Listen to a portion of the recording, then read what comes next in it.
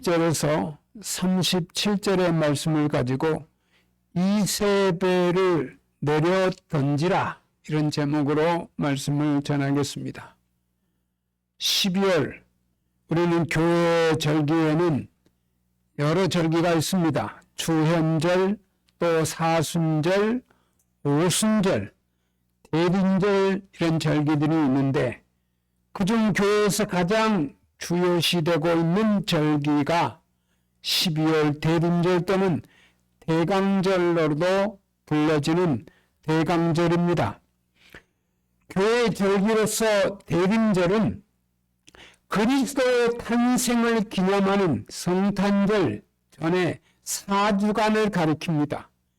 대림절은 이 세상에 메시아로 오실 예수 그리스도의 탄생에 앞서 그의 오심을 경건한 마음으로 준비하기 위한 기간입니다. 종교 지도자도 항상 깨어 있어야 할 이 절기입니다. 사역자에게 가장 위험한 것은 영적인 방종입니다.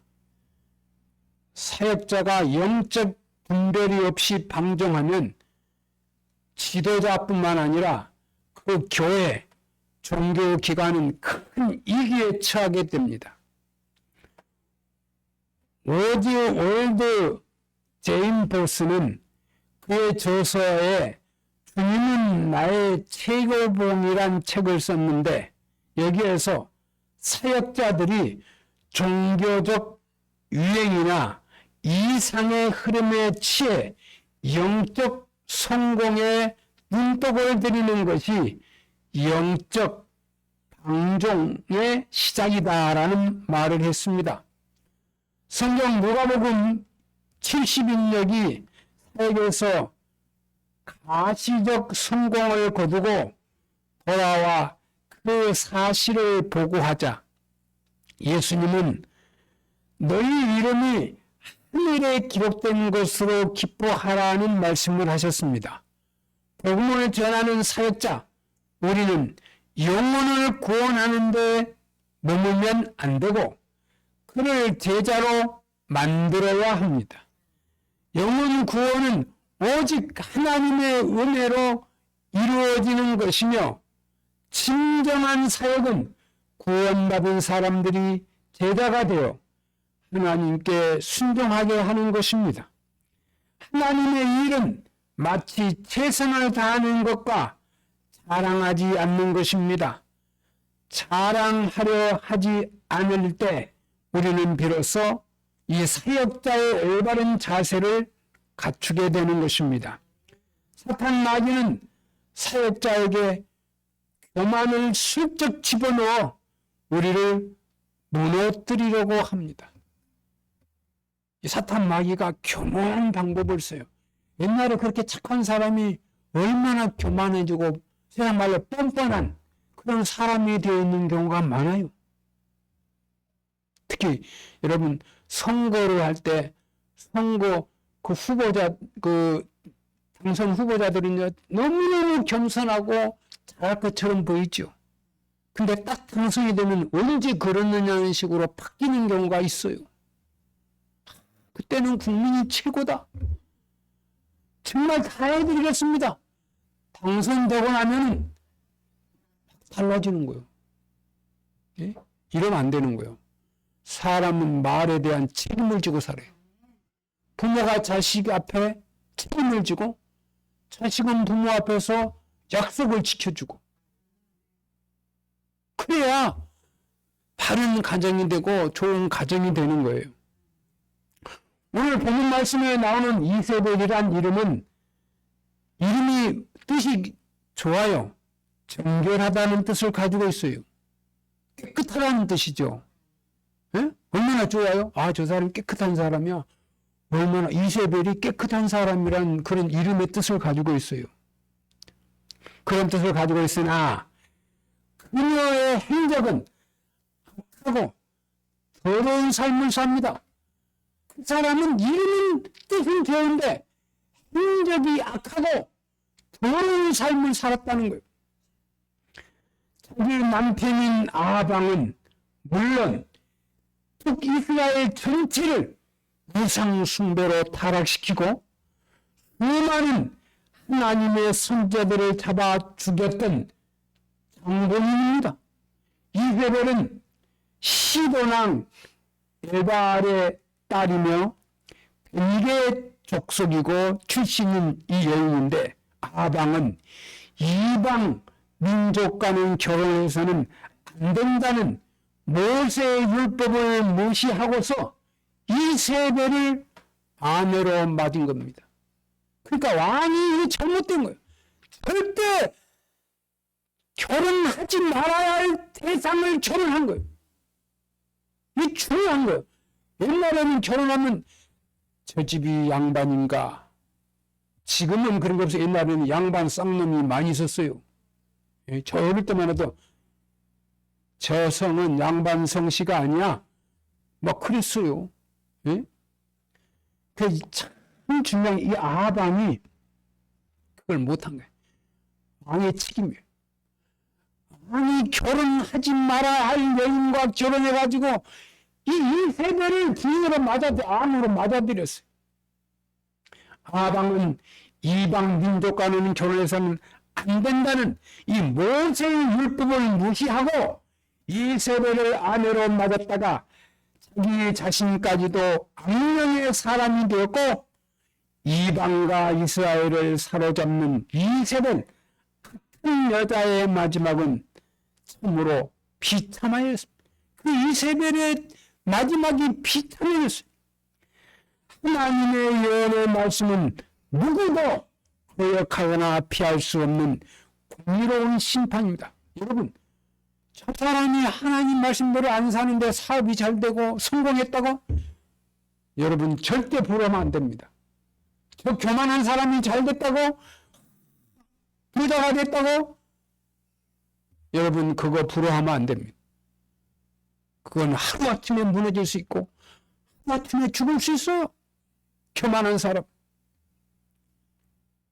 당시 이세벨은 이스라엘에 머물고 있었는데요.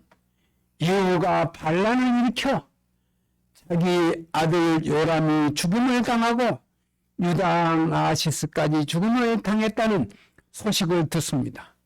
이세벨 자신도 곧 죽게 될 운명인 것을 알고 비장한 각오를 합니다. 최후를 맞기 위해 얼굴에 화장을 하면서 기다리고 있습니다. 당시엔 죽음이 임박한 여성이 먼단장을 함으로써 화장을 하는 것이 상례였다 그랬어요. 요즘만 안 하고 예쁘게 보이려고 화장하는데 그 당시 화장을 하면 저 사람 죽을 날이 가까웠구나. 이거였대요. 지금은 안 그럴 거예요. 옛날 어르신들은 죽으면 화장을 이렇게 해줘요. 보셨어요? 죽은 사람 화장하는 거. 염하기 전에. 그러니까 이 죽은 사람이 화장을 하는 거. 이세벨이 바로 그런 모습이에요. 죽으면 죽음이 임박한 여성이 먼단장을 함으로써 화장을 하는 것이 그 당시 상례였습니다. 이세벨은 여호가 들이닥치자 창문으로 내려다보면서 그를 향하여 주인을 죽인 저 시므이여 평안하냐라고 죽음 앞에서도 비아냥거리는 담대함이 그에게 있었어요. 시므리는 엘리양을 죽이고 왕후를 탈탈하다가 일주일 만에 죽였던 반역자입니다. 이세벨은 예후를 향하여 얼마 못 갈 반역자라고 조롱했던 것입니다. 악녀다운 최후의 발악이었습니다. 끝까지 악한 마음과 악한 말을 버리지 못하였습니다. 사람은 누구나 부족하고 이기적이고 악합니다. 착하고 선한 사람은 아무도 없어요. 모두가 용서받을 수 없는 죄인입니다. 여러분, 여러분은 다 죄인이에요. 용서받을 수 없는 죄를 언제부터 가지고 있어요? 아니야, 나는 죄인이 아니야. 교만한 사람이에요. 나는 죄인이야 못됐어. 정말 하나님이 나를 불쌍히 여기니까 내가 사람이 되었지. 나는 죄인이야.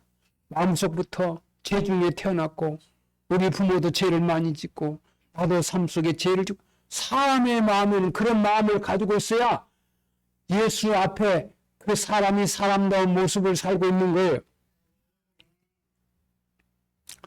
본문 32절 33절에 보니까 예후가 얼굴을 들어 창을 향하고 이르되 내 편이 될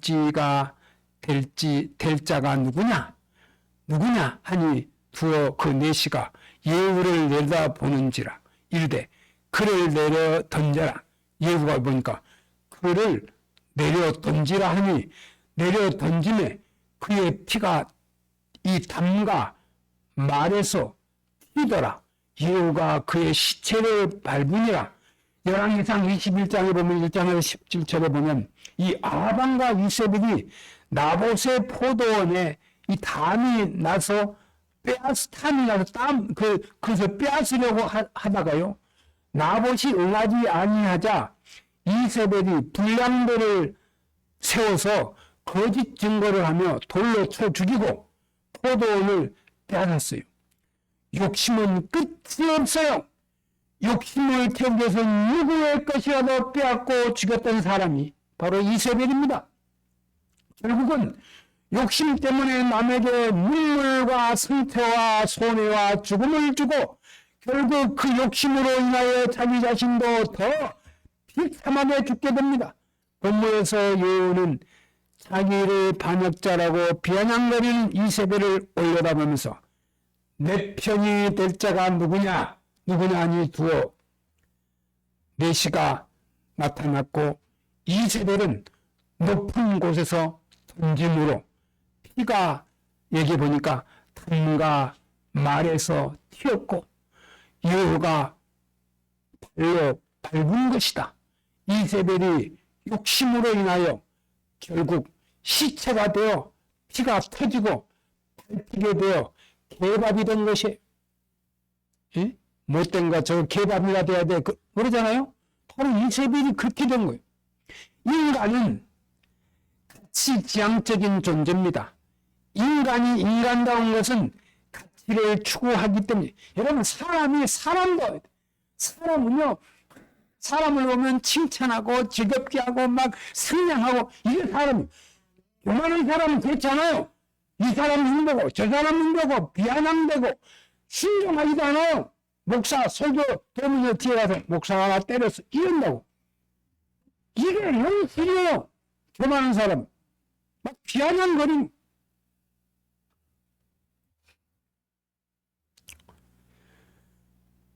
이 인간의 본능과 충동에 따라 인간은 행동케 됩니다. 오늘날 우리가 날마다 듣고 보게 되는 각종 국가의 부패와 비리들을 그 밑바닥까지 가치관의 상실 혹은 가치관의 부재가 원인으로 숨어 있습니다. 요즘 벌써 정치판에 보면 이렇게까지 됐나? 저럴 수가 있을까 하는 게 여러분 안방에서 다 보고 있는 현실이 아닙니까? 세상에 어떻게 저럴 수가 있어? 그런데 여기 뻔뻔하나 이게요 국민들이 한눈에 다 보고 있는 거 아닙니까? 잘못을 뉘우치는 게 아니라 잘못을 다른 방향으로 돌려가지고 나라에 아주 위기를 처하게 만들고 나라 위기 지금 국가 예산이요 특검이 엄청나게 소모되고 있어요. 돈이 그 비싼 판사들 또 검찰들 데려다가 그 조사하느라고 국가 예산이 원활히 들어가고 있습니다. 그 나은데도 다른 소리가 안 나오고 그게 해치지 않을 때 얼마나 나라를 사랑하는 사람들은요 속이 타고 막 화가 치밀는지 그럴 거예요. 오늘날 우리가 직면하는 이 상을 물질적인 가치에 사로잡혀 정신적 가치를 잊고 있음의 원인이 있어요. 이런 정서가 심하여지면 정신적인 가치가 물질적인 가치 앞에 굴복하게 되고 정신적 가치가 물질적 가치에 예속되게 됩니다. 심지어 기독교인에게도 이 점은 마찬가지, 목사도 마찬가지, 믿음 좋은 장로도 이게 잘못되는 경우가 있어요. 목사도 성도들도 그렇고.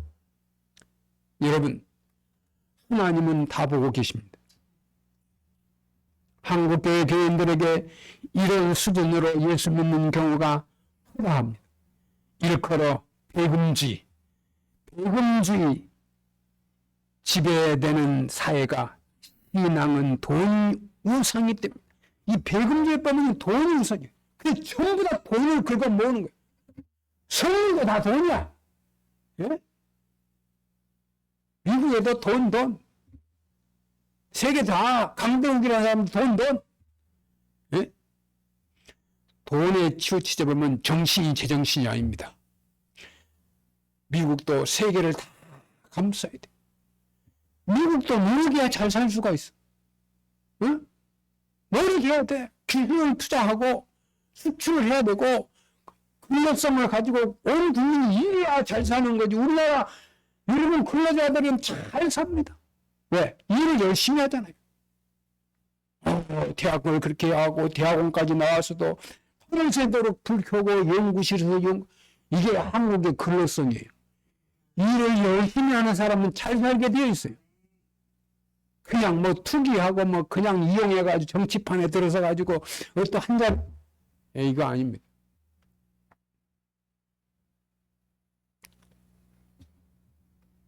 돈이 우상이 되고 재물이 하나님이 되고 사람들은 돈을 얻기 위해 수단 방법을 가리지 않고 물질적인 가치가 정신적인 가치에 예속돼요. 정신이 물질을 다스리고 정신이 본능을 지배할 때야 인간은 인간답게 사는 겁니다. 정신이 돈을 지배해야 돼. 정신이. 돈을 내가 이렇게 쓰면 안 되지. 여러분, 돈을요, 잘 써야 돼요. 돈을 잘 쓰면 돈의 가치가 있고, 돈을 잘못 쓰면 악한 자가 되는 거예요. 네, 악한 자. 정신이 물질을 다스리고, 정신이 본능을 지배할 때야 인간은 인간답게 살게 됩니다. 그런 점에서 종교가 중요하다고 또 문화가 그 문화는 값진 문화인 것입니다. 물질이 사람이나 하나님보다 우선이 되거나 이에 있으면 그 파멸을 초래하게 됩니다. 예? 물질이 앞서면요, 기업도 망해요. 기업주는요, 좋은 우선이어야 돼요. 아이고, 우리 직원 한 사람 떨어지면 그 가족이 막막한데, 내가 좀 회사 빚을 지더라도 그 가정을 살려야지. 이 경영자가 그런 마음을 가져야 돼요. 그런 마음을 국가에 호소하면요, 대통령도, 국민들도 그 반응을 받아주게 돼 있어요. 종업원을 살리겠다는데, 조금만 기다려. 세금 밀린 건 내가 낼 테니까 조금만 기다리고, 조금만 은행에서 좀 도와주세요. 이 기업을 살려야지. 우리 나만 사는 게 아니라 우리 국민 그 가정을 다 살려야 됩니다. 그렇게 기업주가 말하면요, 절대 안 망합니다. 나는 망해도 괜찮아. 왜? 종업원은 상관없어. 나는 내 공장 부지 어마하게 돈입니다. 회사는 문 닫아도 기업주는 안 망합니다. 그런 거 보지 말고, 저 사람이 직장이 없어지면 어떻게 하나 저 가정을 예수도 키워야 되는데, 그런 마음을 가지고 물질적인 면에서 국민을 사랑하는 마음으로 보아야 경영자가 돈의 가치를 알게 되고 나라를 사랑하게 되는 것입니다. 오늘 본문에 나오는 이세벨은 욕심을 내려 던지지 못해 결국은 가장 믿고 가까이 있던 네시들에 의해서 죽게 됩니다. 네시가 그를 두지 않아요. 죽게 됩니다. 저에게가 아니라 충성을 맹세한 종들에게 죽게 됩니다. 죽음은 돈과 사람이 지켜주지 못합니다. 이세벨은 그렇게 사랑하고 믿었던 돈과 사람들에게 버림을 당합니다.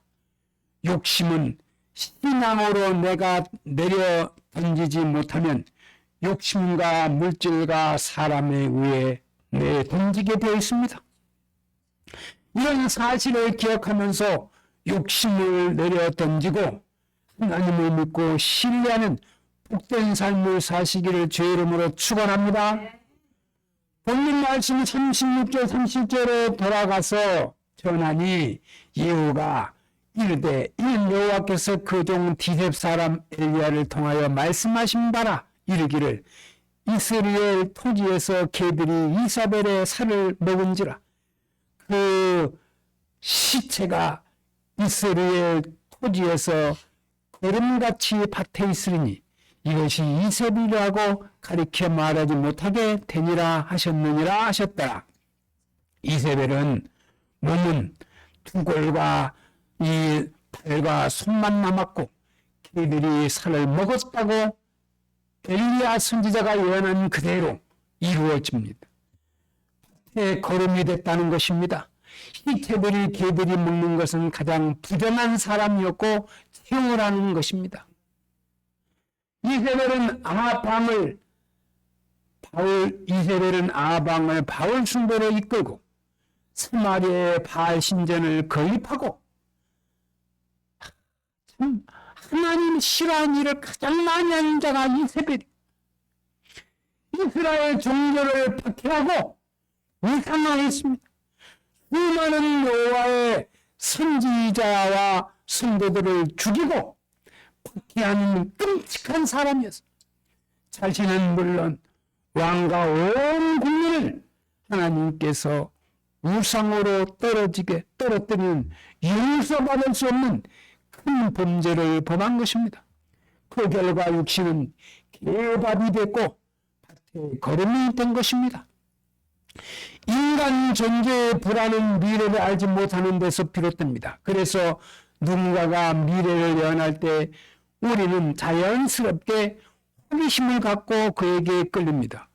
어느 시대나 어느 사회에서나 예언, 장사는 인기 있는 비즈니스로 봅니다.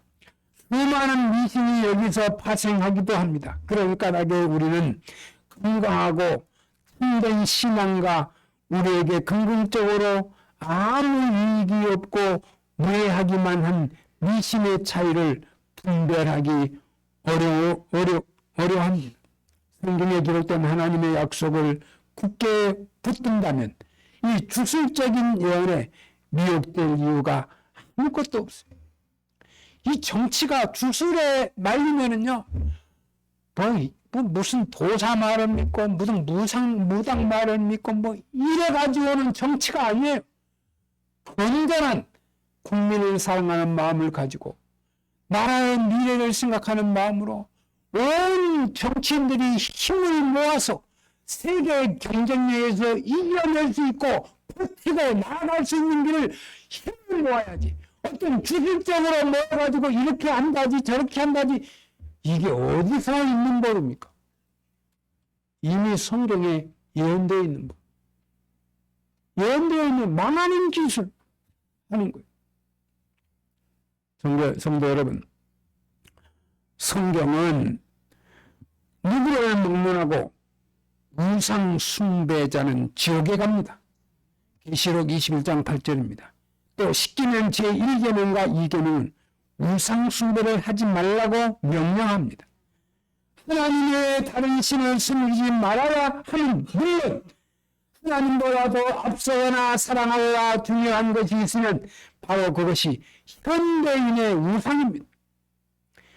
모든 우상을 내던지고 오직 하나님만 믿고 신뢰하고 충성하는 성도 여러분이 되기를 주의 이름으로 축원합니다.